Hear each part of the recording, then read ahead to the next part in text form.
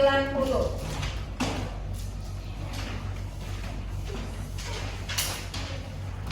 Halaman 90. Oke. Nah, di sini kita akan melihat teks, sebuah teks mas tradisional sama modern. Apa itu tradisional?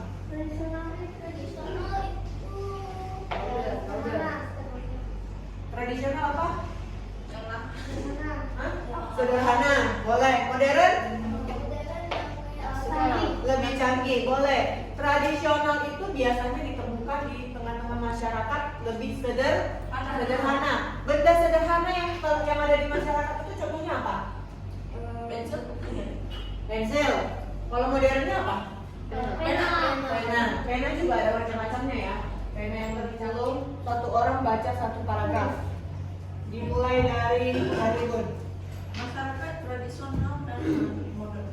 Sejak dahulu teknologi memang sudah ada karena manusia mempunyai akal dan pikiran. Semakin berkembangnya zaman dan pikiran manusia, maka teknologi juga semakin berkembang. Sejak penemuan telepon, banyak aspek dalam kehidupan manusia yang berubah dan mengalami perkembangan yang besar. Perkembangan teknologi tersebut beriringan dengan perkembangan masyarakat yang awalnya masih tradisional menjadi modern. Oke, sambung lagi. Perkembangan menjadi masyarakat modern tersebut menuntut masyarakat menuju ke arah globalisasi. Perubahan utama yang sangat terasa dari ditemukannya televisi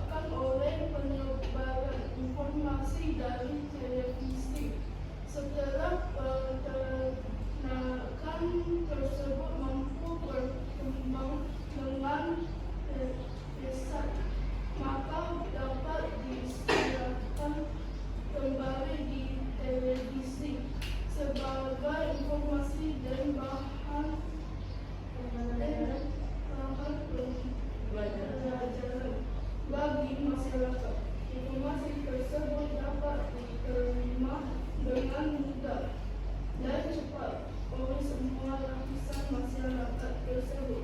Daerah termasuk daerah pedesaan yang banyak memiliki struktur besar dan besarnya perubahan masyarakat tradisional setelah penemuan televisi. Dari waktu ke waktu terus mengalami perubahan. Perubahan tersebut hampir di semua bidang kehidupan seperti makanan, hiburan, informasi, kesehatan, dan politik baik dalam negeri maupun luar negeri. Informasi yang ada di televisi tentunya harus disaring agar tidak bertentangan dengan kondisi sosial dan budaya masyarakat Indonesia yang menjunjung tinggi nilai etika, kerukunan, sopan santun, dan tentunya mengutamakan norma agama dan yang bisa jelaskan apa maksud dari teks ini? Ada yang bisa jelaskan apa isinya? Oke, Charlie Bun. Mereka menjelaskan dampak positif dan dampak negatif dari Yes, dampak positif dan dampak negatif. Contoh dari Chelsea tadi apa tentang pendapatnya? Teks yang kedua. Oke, dampak positif dan dampak negatif. Sebelumnya juga udah kita bahas. Apa saja dampak negatif, dampak positif yang ada di televisi? ada sumber informasi, Oke, informasi lebih cepat. Apalagi? Pembelajarannya berapa? pendidikan, Sebagai sumber pembelajaran atau pendidikan, informasi tentang pendidikan. Boleh. Apalagi? Dampak positif televisi sebagai hiburan. Contoh hiburannya apa? kartun, Kartun. Terus apa lagi? Kayak petualangan itu juga ya. Oke, dokumenter. Terus apa lagi? Dampak positif dari televisi. Oke, bro. Apa lagi? Ina? nah iya, Oke. Oke, itu adalah dampak negatif. Dampak negatifnya apa? kata kasar, Yes. Kata-kata kasar. Kalau kamu tidak nonton film yang berdasarkan apa sih? Usia kamu, apa yang akan terjadi? Kamu akan menyerap kata-kata dan perbuatan buruk. Selain itu, apa lagi? Sopan santun bagaimana dengan sopan santun? benar. Sopan santun berkurang. Ya, jadi kalau nonton di televisi itu nontonlah yang layak kalian tonton. Jangan film dewasa yang ditonton. Harusnya film apa? Yang anak-anak Sesuai umur. Film hiburan juga boleh, tapi tetap sesuai umur. Televisi itu memang fungsinya untuk menghibur, untuk mencari informasi. Tapi pilihlah siaran atau acara yang sesuai dengan umurnya. Oke? Ada pertanyaan? Ada pertanyaan?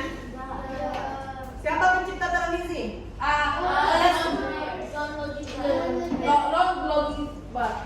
John Logie. Oke, sebelum ditemukannya televisi, bagaimana keadaan masyarakat sebelum ditemukannya televisi? Ya, kalau mau cari informasi harus baca koran. Oke, masyarakat menggunakan Koran. radio, terus dari mulut ke mulut untuk mencari informasi dan gossiping. Oke. Terus setelah ditemukannya televisi, bagaimana keadaan masyarakat? Lebih mudah mencari informasi. Ya, dengan membuka televisi aja, kita sudah dapat informasi di luar tempat kita berada. Bisa di luar negeri, bisa di sekitar kita. Oke, itu adalah dampak positifnya. Dan perubahan masyarakat juga. Jadi dengan berkembangnya zaman, masyarakat juga berzaman. Dari tingkah laku, norma, adat istiadat itu juga berubah. Ya. Tapi kalau kita mau merubahnya itu dari merubahnya ke arah positif, apa yang harus kita lakukan? Ya, menyerap yang positif. Ya, menyerap hal-hal yang positif. Yang buruknya diapain? Jangan diikuti. Ya, kenakalan remaja kayak kalian kan nunggu SMP nih. Itu bisa juga didapatkan dari televisi, dari internet paling sering. Apakah itu harus kita lakukan? Siapa yang mau ikutin seperti itu? Tidak. Contoh kenakalan remaja yang kalian tahu itu apa? Hah? Narkoba. Apalagi pergaulan bebas. Oke, belajar tentang interval nada. Apa itu interval nada? Jarak satu nada ke nada yang lain. Jarak satu nada ke nada yang lain. Ada berapa jenis interval nada? 2. Apa itu? Mayor dan minor. Mayor dan minor. Mayor itu seperti apa? Yang semangat. Yang semangat. Contoh lagunya? Maju Apa lagi nih? Halo Bandung. Terus? Tak terpisah. Indonesia Raya. Satu nusa, satu bangsa. Minor. Apa itu minor? Sifatnya? Jadi, contoh lagunya? Gugur bunga. Nah, tanggal 10 November kita akan merayakan apa? Hari Pahlawan. Lagu yang cocok untuk Hari Pahlawan itu Gugur bunga. Gugur bunga menceritakan tentang pahlawan. tentang iya pahlawan. Kenapa yang pahlawan ini? Perjuangan, ya, sacrifice of the hero or hero itu hero. Oke. Coba kita lihatkan apa saja pahlawan yang telah memperjuangkan hak di Indonesia. Contohnya, Jenderal Sudirman. Iya, contoh pahlawan. Jenderal Sudirman. Kartini dulu. Kita lihat Kartini. Kartini perjuangan apa? Iya, Soekarno dulu. Kartini dulu apa Kartini? Perjuangan apa? Ya. Oke. Memperjuangkan hak perempuan. Jadi perempuan itu juga bisa pergi ke sekolah, belajar kayak kita sekarang, kerja, bukan hanya di rumah memasak, jaga anak. Oke. Terus Soekarno.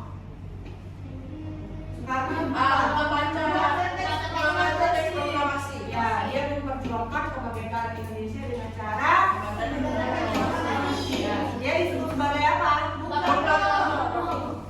Bapak proklamator. Oke.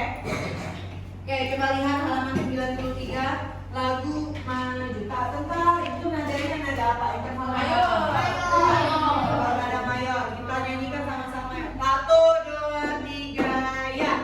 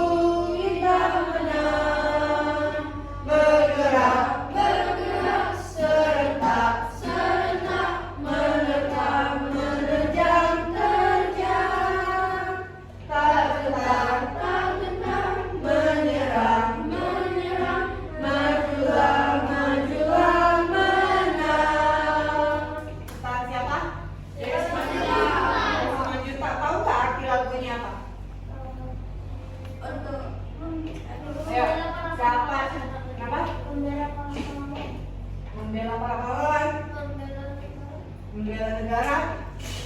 Iya, membela negaranya gimana? Udah benar, hampir benar. Apa dengan apa dengan membela negara? Oke, maju tak gentar itu maksudnya gimana? Kita ini kan ada di hadapan penjajahnya. Berarti bagaimana supaya kita merdeka? Kita tidak boleh give up. Kita tidak boleh takut. Tak menyerah itu berarti tak takut. Berarti maju melawan penjajah dengan cara tidak Takut, tidak menyerah. Oke, understand? Understand. Oke. Coba lihat tsunami. Kayak cara yang bacakan semua perhatikan. Oke, biar lebih ngerti.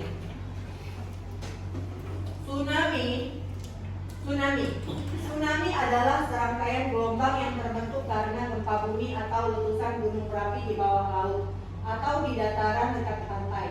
Gelombangnya yang besar dapat menyebabkan banjir dan kerusakan saat menghantam pantai dan daratan. Tsunami terjadi saat permukaan dasar laut bergerak naik turun, pergeseran lempeng di dasar laut di sepanjang patahan selama gempa terjadi. Tsunami dapat terjadi karena meletusnya gunung berapi yang menyebabkan pergerakan air di laut dan perairan sekitarnya sangat tinggi. Gelombang tsunami melaju lebih cepat dibandingkan gelombang normal. Gelombang tersebut menyebar ke segala arah dengan ketinggian mencapai 30-50 meter dan kecepatan sekitar 800 km per jam. Dangkal, kecepatannya akan menurun dan ketinggiannya akan bertambah. Ketinggian gelombang itu bergantung pada bentuk pantai dan kedalamannya. Tidak semua gempa bumi dan gunung meletus dapat menyebabkan tsunami. Tsunami dapat menyebabkan kerusakan yang besar bagi manusia. Kerusakan yang paling besar terjadi ketika gelombang tsunami itu mengenai permukiman manusia sehingga menyeret apa saja yang dilaluinya. Pernah nggak kalian dengar ada bencana tsunami di Indonesia? Masa nggak tahu ada bencana tsunami di Indonesia? Ada pernah sejarah di Indonesia itu tahun lalu. Ada tsunami, memang kalian belum lahir, tapi masa sih nggak pernah dengar? Oke, saya ceritakan. Dulu itu tahun 2004, itu bulan Desember ada tsunami di Aceh. Tsunami-nya itu menghantam kota Aceh, ya, provinsi Aceh. Ya? Semuanya. Jadi air laut itu pergi ke daratan. Karena apa bisa terjadi tsunami? Siapa yang tahu? Ya, gunung berapi yang meletus dan gempa bumi disertai gempa bumi. Jadi karena getarannya itu menyebabkan air laut menjadi naik ke atas dan menghempas daratan. Tahu nggak apa yang terjadi setelah terjadinya tsunami? Ya, banyak orang meninggal, apalagi bukan hanya banjir, bangunan itu hancur, rusak karena hempasan air yang sangat kuat. Oke?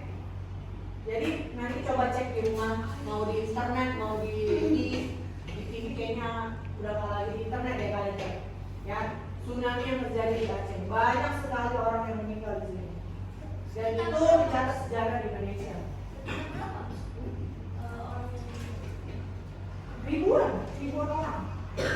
Oke. Banyak anak kecil juga yang kehilangan orang tua. Walaupun mereka hidup tapi orang tuanya tidak bisa hidup. Coba kalian bayangkan seperti itu. Apa yang terjadi jika kita kehilangan orang tua kita saat ini dan alam? Nah, jadi itu adalah bencana alam. Nah, bencana alam salah satunya tsunami. Coba perhatikan.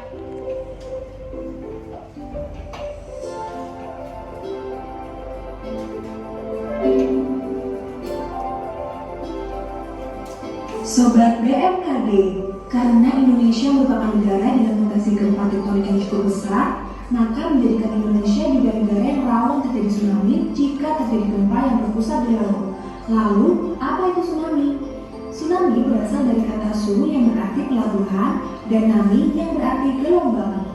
Jadi, tsunami diartikan sebagai gelombang yang menyerang pelabuhan atau daratan. Tsunami disebabkan oleh adanya perubahan atau deformasi pada dasar laut. Peristiwa deformasi pada dasar laut dapat disebabkan oleh adanya gempa bumi tektonik dengan magnitudo lebih besar dari 7 dan kedalaman sumber gempa kurang dari 70 km.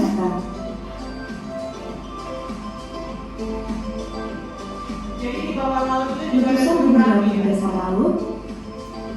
Nah itu gunung berapi di bawah laut. Kalau dari meletus dia menyebabkan tsunami. longsoran yang terjadi di dasar laut atau longsoran di darat yang masuk ke dalam laut, dan meteor yang jatuh ke laut.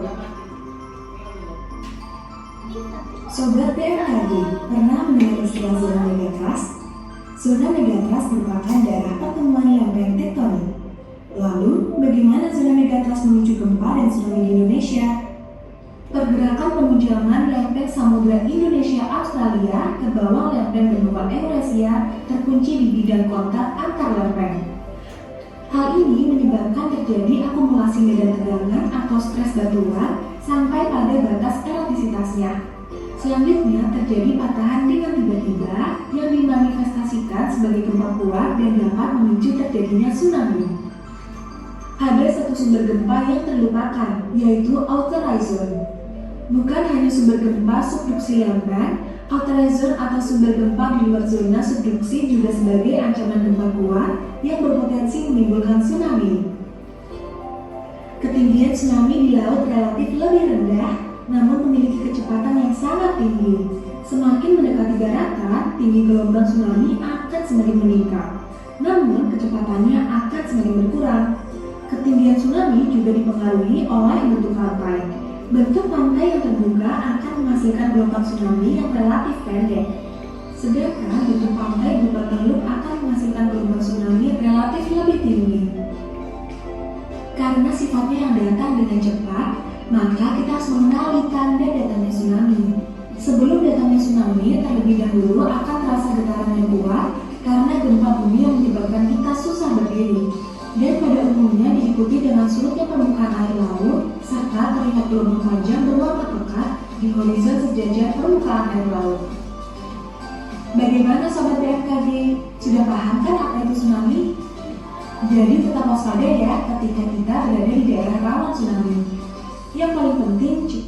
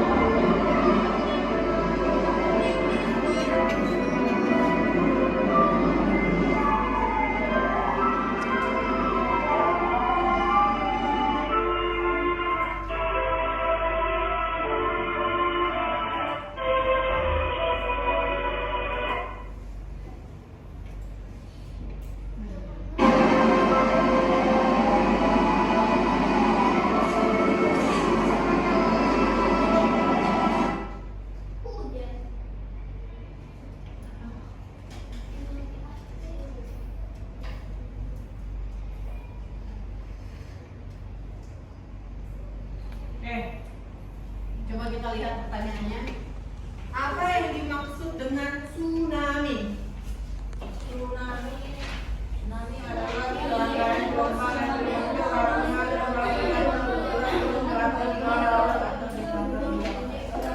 Oke, satu orang Menji. Apa itu tsunami? Ini adalah serangkaian gelombang yang terbentuk karena gempa bumi atau letusan gunung berapi di bawah laut atau di daratan dekatan laut. Oke.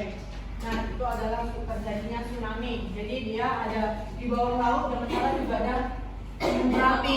Kalau gunung berapinya meletus itu yang menyebabkan tsunami yang begitu ya, Bapak. Di bawah laut kok bisa terbentuk?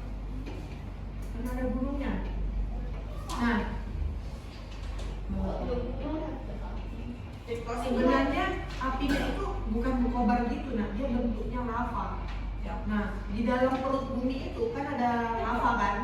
Nah, jadi pada saat dia meletus dia itu tidak akan mati walaupun dia kena air. Jadi di dalam perutnya itu tersimpan lava. Pada saat dia lavanya sudah mau meletus, itu yang bikin meletus. Dia bukan bentuknya api, bukan gitu, tapi dia menyimpan lava.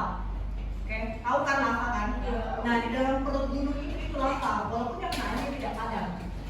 Oke. Nah, sekarang selanjutnya, apa yang menyebabkan tsunami? Tsunami terjadi saat permukaan pada gempa bumi atau gunung berapi.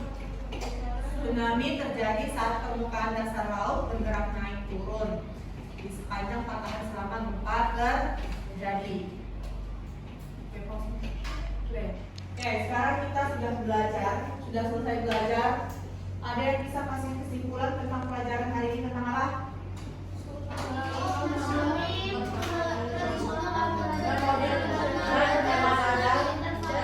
Oke, masyarakat tradisional dan modern. Bagaimana masyarakat tradisional? Tradisional itu maksudnya lebih sederhana, modern lebih canggih. Oke, yang kedua tentang interval nada. Apa itu interval nada?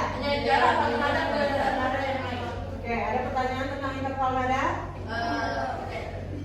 Oke. Ada pertanyaan? Siapapun? Nggak ada. Oke. Sekarang tentang tsunami. Paham nggak tentang tsunami? Paham. Oke. Jadi kalau ada pertanyaan boleh ditanya sama Miss. Kesimpulannya adalah, jadi pelajaran kita hari ini belajar tentang interval nada, terus masyarakat tradisional dan modern, lalu tentang tsunami. Ada pertanyaan? Tidak. Oke. Sekarang kita mau istirahat. Mari berdoa.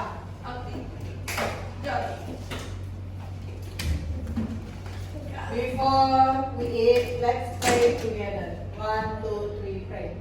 Dear God, we thank you for today. Now